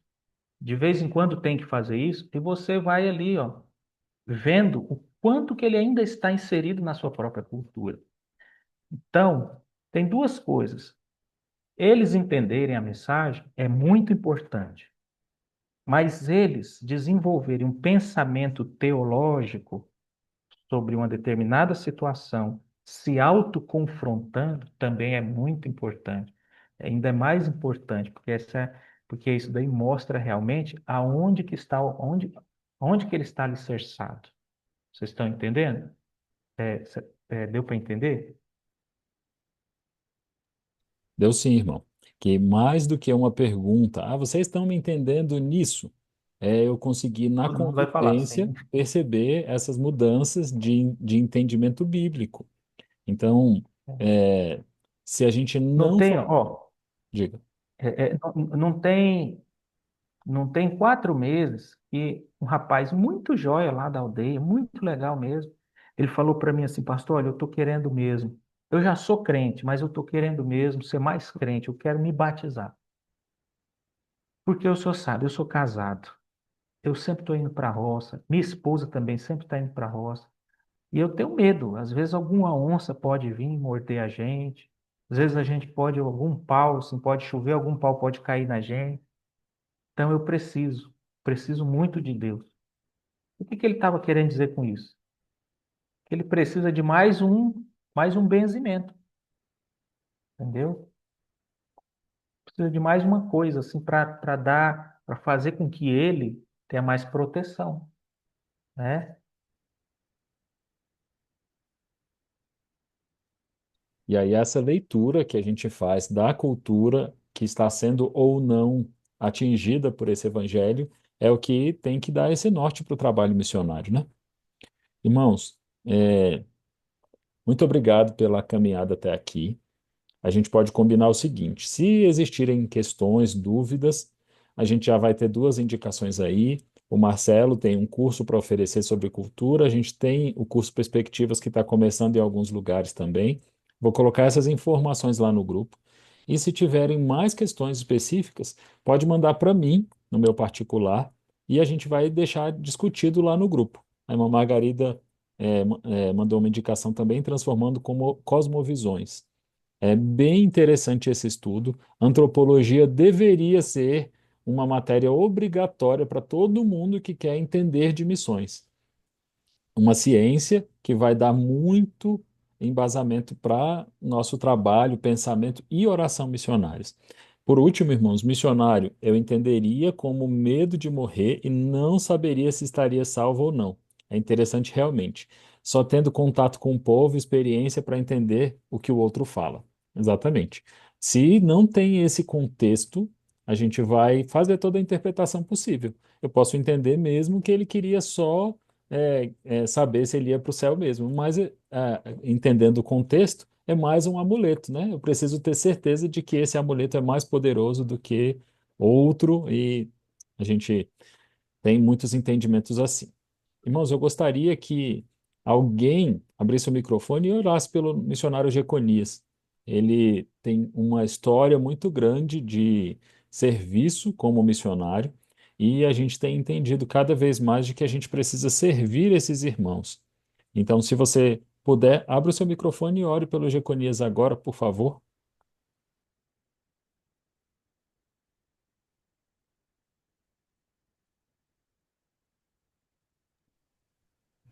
Amém. Eu posso orar, então? Amém. Senhor Deus Pai, obrigado, Senhor, pelo nosso irmão missionário Jeconias, Senhor, e o que o Senhor tem feito na vida dele até hoje, e usando também para lembrar, Deus, da importância de levar a tua mensagem de forma que o povo entenda, que as pessoas, ó Deus, que o Senhor ama e que são o alvo, Senhor, da pregação e da tua palavra, possam, Deus, receber a mensagem da forma completa, sem, Deus, obstáculos, Senhor, sem falta de entendimento, ó Pai, Nós oramos para que cada um aqui, Senhor, seja instrumento do Senhor nesse tempo, para entregar a tua mensagem, de forma que o coração possa entender e que esses corações, Senhor, possam se abrir e receber, Deus, a tua mensagem como uma terra boa que está preparada, Deus, para produzir fruto. Ó Deus, nós oramos para que nós mesmos continuemos a produzir frutos para a honra e glória do teu nome. Continua, Deus, a trabalhar em cada um aqui, Deus, eu falo também por mim. Continua, Senhor, a nos guiar na tua obra. E levanta mais obreiros, porque a seara é grande, Deus, e poucos são os obreiros também. Nesse tempo, levanta a igreja brasileira e a igreja espalhada no mundo todo aqui, cada um representando diferentes denominações também. Nós agradecemos, Senhor, e nos colocamos nas tuas mãos, em nome de Jesus. Amém. Amém, irmão. Muito obrigado. A gente recebeu a oração de um irmão que está lá literalmente do outro lado do mundo. Irmãos, muito obrigado. Vou encerrar a gravação agora e vou disponibilizar essa gravação lá no grupo. E a intenção, irmãos, é depois espalhar essa gravação para que mais pessoas tenham acesso a esse conteúdo e tenham mudanças no seu comportamento daqui, quando olhar para o missionário e entender um pouquinho disso tudo que a gente conversou e se for missionário, se for para o outro lado, também tem a ferramenta para conseguir observar e atuar do melhor jeito possível. Muito obrigado, irmão Jeconias. Deus abençoe você, abençoe sua família, o seu ministério, e continue cuidando e usando você como ele tem feito até aqui. Um abraço, irmãos. Só vou terminar a gravação, mas os irmãos podem ficar por aí, que a irmã Cris, que vai conduzir a nossa oração, já vai receber a palavra. Deus abençoe.